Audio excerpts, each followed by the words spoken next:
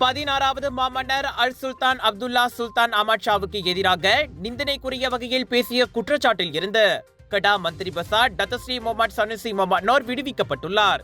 வழக்கை தொடருவதில்லை என அரசு தரப்பு முடிவு செய்த காரணத்தால் ஷாலாம் உயர்நீதிமன்றம் சனுசியை விடுதலை செய்தது. சனுசியை வழக்கில் இருந்து விடுவிக்காமல் குற்றச்சாட்டில் இருந்து மட்டும் விடுவிக்கலாம் என்றுதான் அரசு தரப்பு முதலில் நீதிமன்றத்திடம் பரிந்துரைத்திருந்தது. எனினும் வழக்கை தொடர விரும்பவில்லை என அரசு தரப்பு முடிவு செய்து விட்டதால் சனுசியை முழுமையாக விடுவிக்க வேண்டும் என எதிர்த்தரப்பு வாதமிட்டது. அதனை ஏற்றுக்கொண்ட நீதிபதி டத்தோ அஸ்லாம் ஜைனுடீன் சனுசியை வழக்கில் இருந்தும் குற்றச்சாட்டில் இருந்தும் முழுமையாக விடுவித்தார். 2023ஆம் ஆண்டு ஜூலை மாதம் கோம்பாக்கில் நடைபெற்ற மாநில சட்டமன்ற தேர்தல் பிரச்சாரத்தின் போது ஸ்லாங்கூர் மந்திரி பசார் நியமனம் மற்றும் மத்தியில் ஒற்றுமை அரசாங்கம் அமைக்கப்பட்டது தொடர்பில் சனுசி சர்ச்சைக்குரிய வகையில் பேசியிருந்தார்.